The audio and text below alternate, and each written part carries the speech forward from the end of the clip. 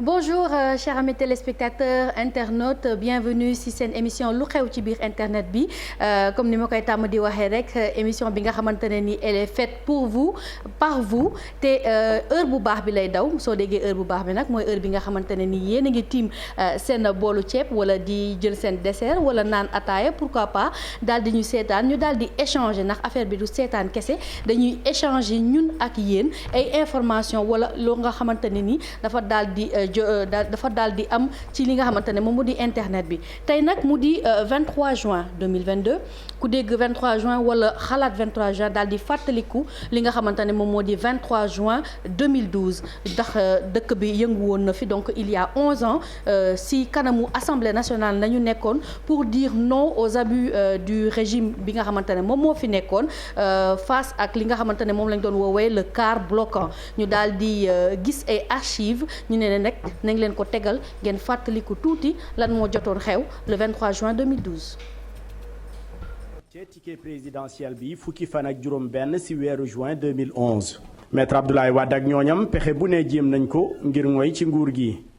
li nekkoon quart bloquant bi doon tere nekk njiitu réew te motoloo li ñuy laaj bëggoon nañ ko dindi teg fële li ñu bëggoon mooy ci téeméer boo jël boo ci amee ñaari fukki ak juróomi xob mu mun laa jàllale ci kàddu maître Abdoulaye Wade day suqali démocratie teg ci dina dimbali séddoo nguur gi xamal na ni moo gën régime parlementaire mi muy mëngale li mën a yee fitna ci réew mu ngi ciy doon sukkandikoo ci diggante Mamadou Dia ak Senghor bi jeexee naka sa dul noonu ñaari fukki fan ak ñett ci weeru juin député PDS yi woote ndaje li gaaw ci pencum ndaw réew mi ngir jàllale projet bi muy l'opposition di société civile ñëpp teewee teel ci place Soweto ngir ñaxtu taxaw temb ngir bañ a jàllale loi bi mujjul antu député yi daal di bàyyi daal di dellu ginnaaw PDS gën a gaawal daanu nguur gi ñaari fukki fan ak benn ci weeru juin 2011 ci la fippu askan wi dooree benn député daal di yeew boppam ci grille assemblée nationale ñaar fukki fan ak ñaar ñu daal di tere benn dox ñaxtu bu tàmbali Daniel Brottier am ñi ciy jàpp nguur Abdoulaye Wade mujj gi amatul benn banqaas bi mu jëfandikoo ci kanamu fippu askan wi li daaneel nguur gi bokk na ci takku bi kuréel bii di M23 takku ci élection yi wees tàmbalee mooy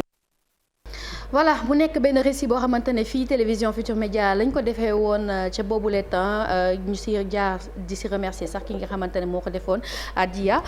donc gis ngeen ko fàttaliku baa ngi noonu 23 juin 2012 la woon mu nekk benn date boo xamante ne depuis boobu dañ koy commémorer parce que date symbolique la boo xamante ne peuple bi moom moo daal di jógoon daal di wax non daal di joxe kàddum daal di wane boppam d'ailleurs sax ki nga xamante ne moom moo nekkoon l'homme du 23 juin mu di Cheikh Bamba Dièye daal dinañ ko jot ci téléphone mu daal di ñu wàccal li nga xamante ne moo di avis wam 11 ans après le 23 juin ndax affaire yi changé na fan la ñu toll ñu déglu ko ñëwaat. 23 juin dafa di bis bu am solo ci histoire politique ci Sénégal am ay jàngat yu bare yoo xamee ne mën nañ ko cee jàng bi si njëkk mooy que ni sénégalais yi ay démocrate lañu ñu bëgg dëgg lañu ñu bëgg ko respecter seeni constitution lañu. te saa yu ñuy gisee ay menaces jëm ci wàllu googu am nañu capacité dajaloo bokk ndey bokk bàyyi xeex loolu ba mu jóge fii 23 juin aussi dina wone ni bu ñu amee ay jafe-jafe ba toll ci ay tolof-tolof acteurs politiques yi am nañu capacité utiliser ay stratégie ay xel ay tëralin yoo xamee ni du indi benn violence te du indi benn jafe-jafe doomu aadama yi lu mel ne jëf jooju ma defoon ci assemblée nationale mooy yeew sama bopp ci grille assemblée bi mu jàngale ni ci benn jëf yoo xamee ni benn nit moo koy def mën nañ ci wëlbati carte yi équilibré waat ci débat bi ba li nga xamee moom la ñuy défendre ñu sauver ko ba pare sauvegarder ko tey jii nag dafa mel na ni jàngat yooyu yëpp dafa naax saay ndax tey jii état de droit am nañ ci problème liberté individuelle yi am nañ ci problème ak yelleefi doomu aadama yi am nañ ci problème même génn sa buntu kër jafe la te loolu méngoowul ak esprit 23 juin te aussi warul ci réew mi ba nga xamee ni li ci war nii buñ ci continuer ak élection yu chaotique yi nga xam ne moo nekk suñu kanam ay génn wàllu liste ak ñu ci dàq te loolu lépp di ay anomalies yu jiggi dayoo yu bokk suñu système politique je pense que ni c'est le moment pour que ñu corriger leen c'est le moment aussi pour que ñu dellu gannaaw et je suis très fier très content ci stratégie wu casserole yi parce que dina wane ni nit ñaa ngi fi am na ñu leen naqari te bët toju si kenn gaañu si kenn dóoru si kenn et c'est dans la bonne humeur et c'est important je crois que ces stratégies là la ñu war a dawal boole kaak nag ku nekk bàyyi ci sa bopp tuuti ñu dox daje pour mën a saafara lii nga xamee ne mooy élection législative yi ñu nar a organiser te buñ ko organiser amul njëriñ amul sens parce que man mënumaa jàpp élection yoo xamee ni ay génn wàll liste fay dem wala ay nit ñu dàq wala ay ténoru opposition yu ci bokkul ça c'est pas la demande. voilà mu nekkoon Cheikh Bamba Dièye ñëpp a xamee ko comme étant l'homme du 23 juin donc moom moo ñu doon jox aviom ci li nga xamante ne moom moo di événement du 23 juin 11 ans après mais aussi aviom ci li nga xamante ne moom moo di concertum casserole bi d'ailleurs sax si concertu casserole bi la ñuy daal di dem ndaxte xam ngeen ne démb wonoon lañ leen fi affiche bi concert gratuit la amul fay donc c'était pas payant ñëpp nag ñu daal di ñëw 20h affiche bi daal moom moo génnoon ci réseau yi ñëpp di ko partager lu naan avo casserole donc avec le hashtag sàmm suñu démocratie donc 20h am na sax ay localités yoo xamante ne ñoom xaaruñu 20h commencé 19h55 la ñu commencé li nga xamante ne moo di tëggum bool bi ñu daal di nag defal leen benn petite compile de li nga xamante ne moom moo jotoon xew diggante Mbacké Rufisque Dakar ñu seetaan ko ñëwaat.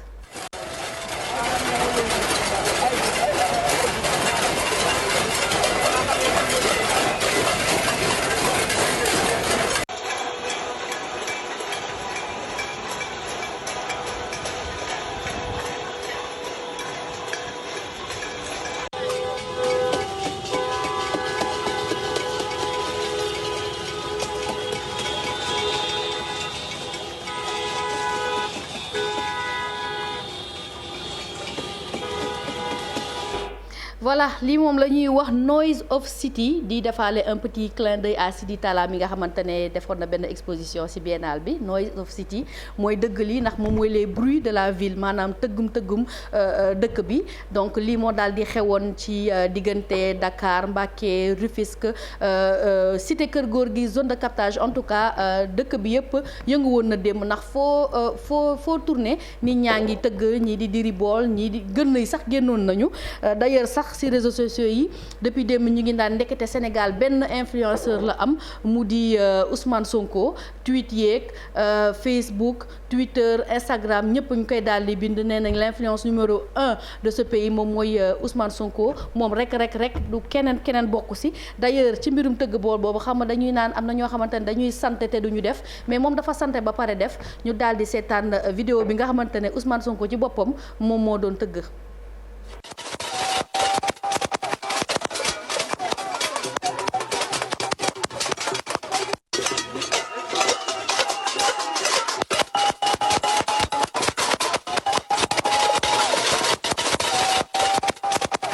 voilà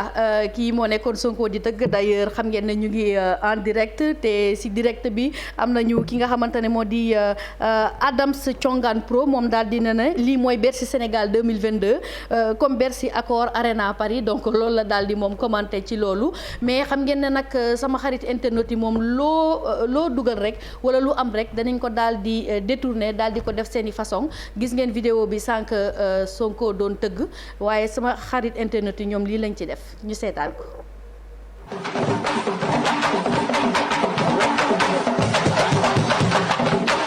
Sankara Mbaye. voilà mi ngi noonu Sankara Mbaye mi moom moo daal di dal moom la ñu mixé ak Sonko bi nga xamante ne mi ngi doon tëgg bool yi sànq maa ngi leen doon wax ne que ne Dakar a vibré mais ci kaw loolu les temples du savoir à savoir ki nga xamante ne moo di université cité comme ni ñu koy waxee wala sax bu UGB Sànnaar moom ñoom tamit daal di nañ bokk ci li nga xamante ne moo di tëggum bool bi d'ailleurs sax ñoom ñoo daal di jiite affaire yi vers 19h55 noonu daal di commencer même boo demee ba ca biir ba ca wetu palais. maanaam avenue République foofu tamit am na fa yoo xamante ne daal dina fa xew ñu daal di leen dégtal vidéo yi ngeen seetaan ko tuuti ñu ñëwaat.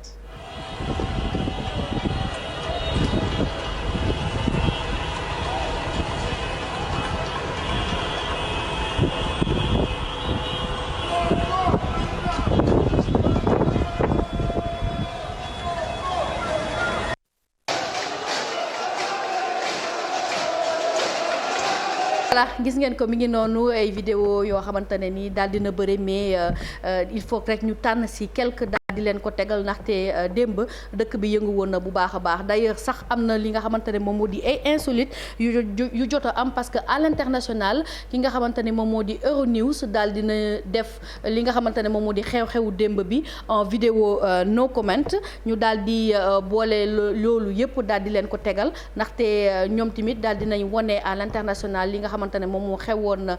fële ca fii ci Sénégal en même temps sax damay laajaale sama réalisateur mu tegal leen aussi vidéo bi nga xamante ne moom la ñuy waxtaane waa Louga parce que démb ci xew mi tooñ nañ bu baax waa Louga ñu seetaan ko ñëwaat. 20h ba 20h10 Seydina Ousmane Sonko moo woo immature yëpp ci ambiance opération naawtal Macky Sall mu ñoqali ca kaw. waaye nag nañ teel a wax ak waa Louga xamal leen ni lii du xew 10 minutes dong la ndax commencé nañ dugg salon dañoo fas yéene hôtesse te dégg naa teg nañ seeni xef yu jub xocc ni fetal. lii comme guerre. te buñ leen mayee kanam attan nañ ko tàcc 2 jours def ko xew continue nee leen 10 minutes dong la sinon aucune ñoqali dans la Louga ca kaw. 20h ba 20h10. voilà kii moom defe naa moo daal di jël raw gàddu yi ci vidéo yi ndaxte moom xalatul kenn ci xew mi lu dul waa Louga ndax nee nañu dafay dañoo commencé di yebbi ak yooyu donc lii yëpp dafa bokk ci li nga xamante ne moom la ñuy woowee les perles du net ndax dafay bokk ci li ñuy naan roube ci internet bi ndax bu événement amee ñoom dañ koy daal di jël daal di ko détourner def ko de manière drôle à ce que bu ko nit di seetaan dafay daal di ree d'ailleurs sax man yéen internautes yi dama leen bëgg a laaj yéen lan ngeen xalaat ban localité ngeen xalaat moom moo jël raw gàddu bi ci li nga xamante ne moom moo di concert démb bi wax leen ñu ko ci commentaire yi et bu leen fàtte ne que nous sommes toujours en direct et nous diffusons toujours en direct sur toutes les plateformes de la TFM moo xam Facebook Instagram YouTube ñu ngi foofu en direct boo leen bindee wala commentaire dinañ ko gis wax leen ma ban localité moom ngeen xalaat ne moom moo jël number one ci concert bi ci kaw loolu tamit ki nga xamante ne moom moo di Mankeur Ndiaye moom daal dina def benn tweet démb ndaxte nee na dafa recevoir ay menaces de saaga ay menaces ak leneen moom nag nee na dafay jël à témoin opinion nationale bi parce que tooñul kenn lépp lu ko soxal moom mooy dialogue politique bi ak élection yi mu jàll ci jàmm. donc moom mi di Mankeur Ndiaye moom moo daal di def li nga xamante ne moom moo di tweet bi boobu bu ñu jógee nag ci mbirum booli parce que xam ngeen ne nag du booli rek ñoom ñooy actualité wala leneen man damay bëgg tout le temps di leen won li nga xamante ne ni moom mooy le côté positif de internet xam ngeen démb mercredi chaque mercredi dañ leen di indi li nga xamante ne moo di compte utile tey nag may wër ci internet bi rek daal di gis xale bu ndaw bi ñuy woowee Jim moom nag mu daal di nekk as ndaw boo xamante ne ba léegi élève la mais dafa xarañ bu baax ci li nga xamante ne moom moo di wàllum technologie mu daal di ñu présenter benn application boo xamante ne dafay jàppale pour détecter li nga xamante ne moo di tuberculose ñu déglu ko ñëwaat. Programme boo xam ne ça permet de déterminer si une personne a la tuberculose ou pas donc programme bi dafa am benn programme d'intelligence artificielle qui est dedans. Objectif programme bi c'est pas de permettre de prédire carrément que la personne a la tuberculose ou pas mais c'est de donner benn préavis au médecin et donc ça veut dire que médecin bi avant moo commencer voilà consultation ou bien avant moo xool scanner il peut faire passer le scanner voilà mi ngi noonu nee na médecin bi avant muy commencer li nga xamante ne moom moo di consultation à travers loolu di image boobu dina mën a xam teel a détecter li nga xamante ne moom moo di tuberculose mu nekk ay avancées technologiques yoo xamante ne suñu ndaw yi xarañ nañ si te aussi mérité nañ ñu jàppale leen donc ñuy wax autorité responsable yi ku ci mën a gën a jàpp rek pour que xale bi wala moom ak ay moromam ñu daal di gën a mën a développer li nga xamante ne ñoom di application pour mën a jàppale suñu docteurs yi wala aussi yeneen catégorie de la vie sama internet yi nag ñu ngi daal di réagir am na nag ñu bëri ñu ngi naan Dakar ñii ñu ngi naan UCAD am na ñu naan Podor mais continuer leen tontu ci li nga xamante ne moom moo di question boobu léegi nag bu ñu jógee ci ki nga xamante ne moom mooy Jim Momar Lo damay daal di dem delluwaat ci Mané parce que démb wonoon nañ leen ko il a signé son contrat fële ca Bayern donc ñoom tamit ñu vraiment rendre ko hommage comme ni ñuy rendre hommage une star à sa mesure gis ngeen ko stade bi noonu ñu daal di ko def au nom de Mané defal ko rouge blanc mu nekk lu rafet mu nekk image boo xamante ne aussi depuis démb ça fait la fierté des Sénégalais ndax ñëpp a ngi koy partagé ndaxte au moins dinañu xàmmee li nga xamante ne moom moo di valeur d'ailleurs sax à propos de Mané am na benn internaute Thomas ñu ngi koy saluer au passage journaliste la moom mi ngi daal di def benn jàngat bu